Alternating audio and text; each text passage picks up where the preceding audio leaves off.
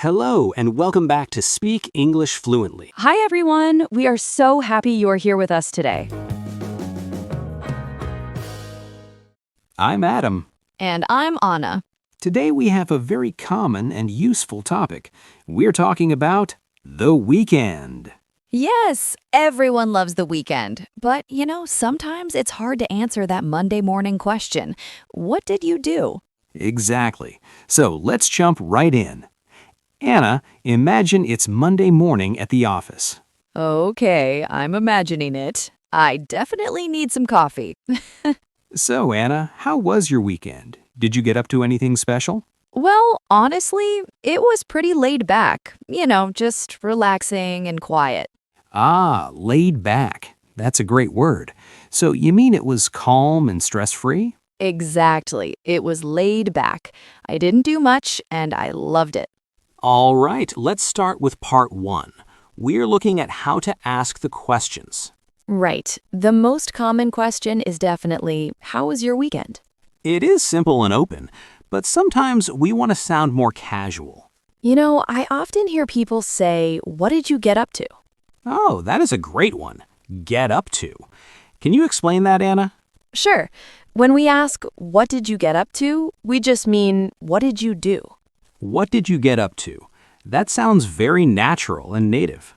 It does. And another one is, did you do anything special? That one is a yes or no question, right? Exactly. It helps if you think the person was busy. Okay, so those are the questions. Now, how do we answer them? Well, if you didn't do anything, you can just say, not much. Not much. I use that all the time. Me too. Or you can say, it was pretty quiet. Wait, pretty quiet. You don't mean beautiful, right? No, not beautiful. Here, pretty means quite or very. Ah, I see. So pretty quiet means it was very calm. Exactly. You can also say it was pretty good. It was pretty good. That is a very safe answer. But Adam, what if the weekend was amazing, like really fun? And then you should say, it was a blast. A blast, like an explosion? Yes, but in conversation, a blast means a really, really good time.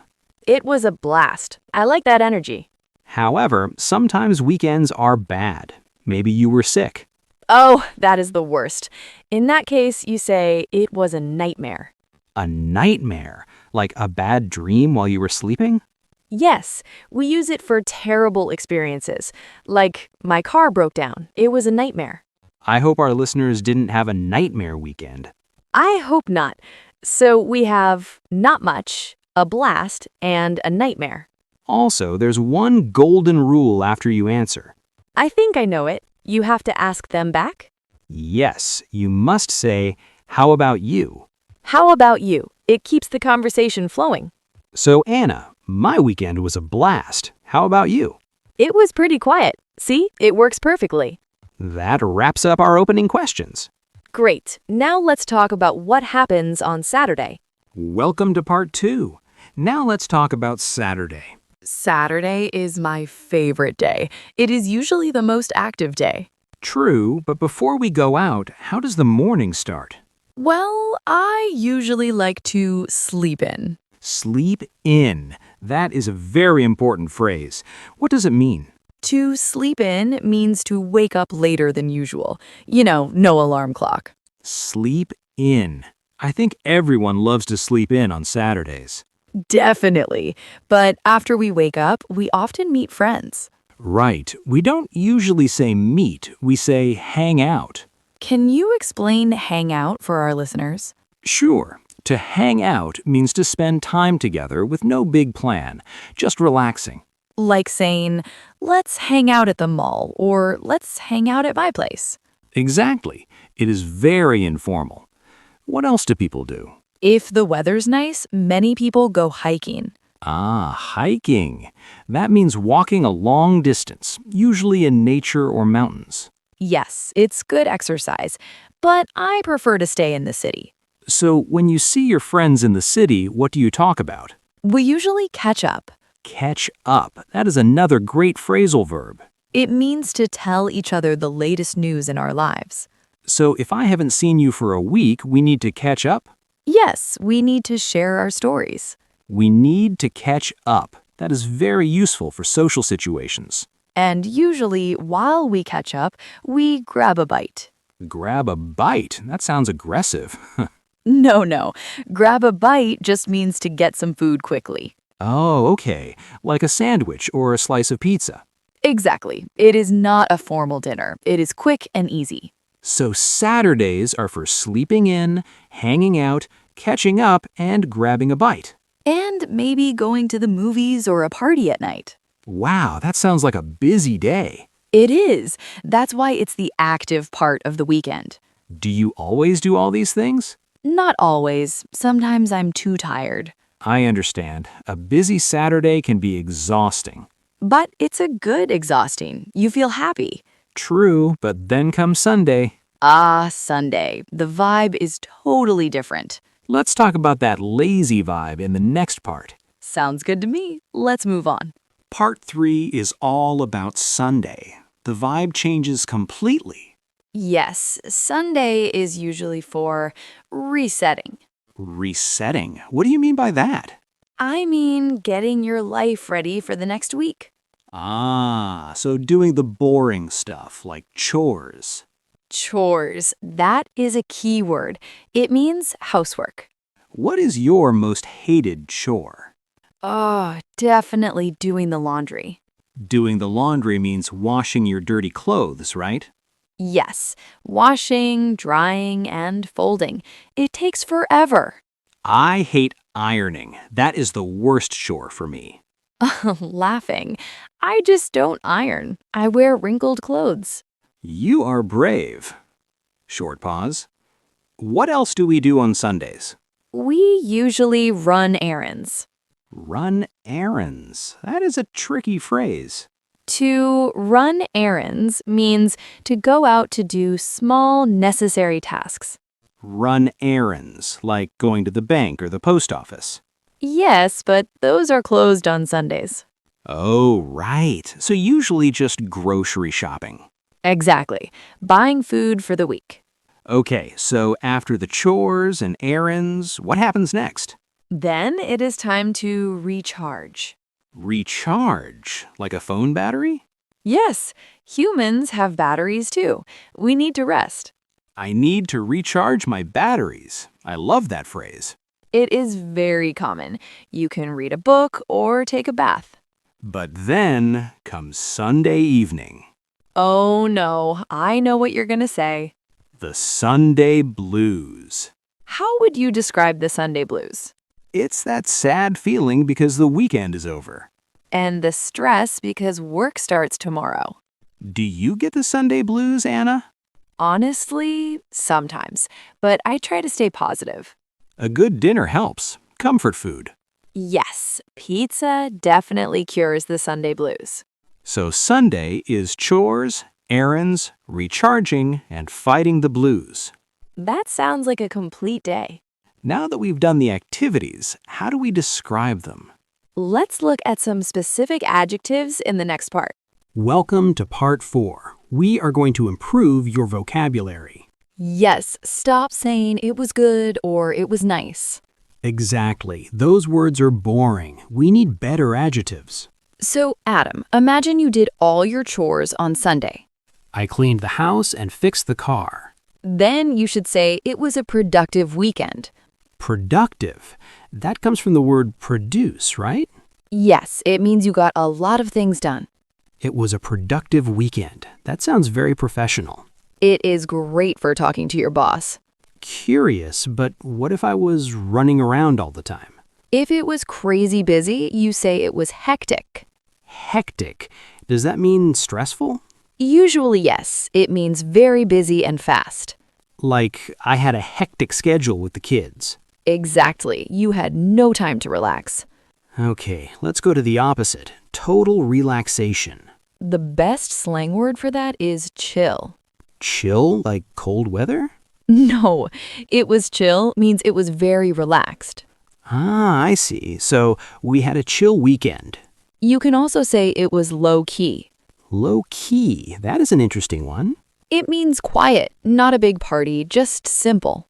It was low-key. I like that vibe. Me too. Low-key weekends are the best. Now, what if the weekend made you very tired? Then it was exhausting. Is that stronger than just tiring? Much stronger. Exhausting means you have zero energy left. Like after moving houses, that is exhausting. Oh, definitely. I hate moving. One last word. What if nothing special happened? You can say it was uneventful. Uneventful, so no events? No big events, just a normal, boring weekend. Joking, boring is good sometimes. No drama. True, an uneventful weekend can be peaceful. So we have productive, hectic, chill, exhausting, and uneventful. Great words. Now we need to fix your grammar. Welcome to Part 5. We need to talk about grammar. Oh no, grammar. Is it going to be hard? Not at all. It is just the past simple tense. Phew. Okay. We use it because the weekend is finished. Exactly. The action is done. So don't say, I go to the park. You must say, I went to the park. I went. It is irregular. Go becomes went. And don't say, I see a movie. You say, I saw a movie. I saw. That is another irregular one. What about regular verbs? They're easier, right? Yes, you just add ed, like I visited my mom. Or I played tennis. Just add the sound at the end. Focusing on a very common mistake. Okay, I'm listening. What is it? Using was with other verbs. Can you give me an example of the mistake? I was go to the mall. Ouch, that hurts my ears. Laughing. Me too. You never say I was go. You just say I went. I went. No was needed. But when do we use was? We use was for descriptions or feelings. Like, it was fun, or I was tired. Exactly. There's no other action verb there. So, I was happy, is that correct? Yes, 100% correct. How about I was eat pizza? Wrong. You should say I ate pizza. You are a great student, Anna. Thank you. I try my best. Also, be careful with the negative form. Ah, the negative. We use didn't, right? Yes, but after didn't, the verb stays normal. So I didn't go, not I didn't went. I didn't go. That is a golden rule. Many students forget that. Didn't steals the past tense. Steals the past tense. I like that image. So I went, I saw, I didn't go. Perfect. Your grammar is now ready for Monday morning. Now, how do we react when others speak? Welcome to Part 6. This is the last teaching part. Yes, now we learn how to react. Why is reacting important, Anna? Because you don't want to look like a robot. True. If I say, I went skydiving, and you say nothing. That would be very awkward. Silence is bad.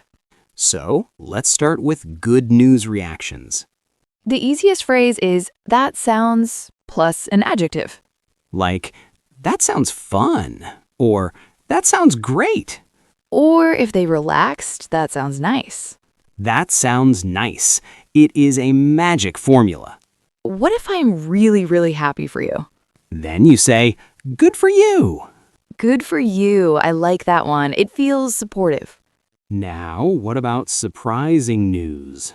Like if I say, I met a celebrity this weekend. You can shout, no way! No way? Is that rude? Not at all. It means, I don't believe it, in a fun way. Okay. You can also say, you're kidding. You're kidding. That is a classic phrase. Now, we must talk about the sad part. Bad news. Yes, if I say, my dog was sick all weekend. You must use a soft voice here. Say, oh no, I'm sorry to hear that. I'm sorry to hear that. It shows you care. Exactly. Or for small problems, say, that's too bad. Like, it rained all Saturday. That's too bad. It is simple and polite. Also, don't forget to ask a follow-up question. What is a follow-up question? A question to keep the conversation going. Like, really, what happened next? Yes, or simply, tell me more. People love it when you say, tell me more. They really do. We love talking about ourselves. So use, that sounds fun, no way, and I'm sorry. Now you can react to any story perfectly. We have covered everything about the weekend conversation. I think we are ready to wrap this up. Well, we have reached the end of our lesson today. Time flies when you're having fun. We hope you are now ready to talk about your weekend confidently. Yes, remember to use words like chill, productive, or even hectic. Now we have a question for you. How was your last weekend? Tell us in the comments below. Try to use one of the new adjectives we taught you today. We love reading your answers. And remember, if you found this video helpful, please give us a like. Don't forget to subscribe to the channel so you don't miss our next conversation. Thank you so much for listening. I'm Adam. And I'm Anna. Have a great weekend, everyone. See you next time.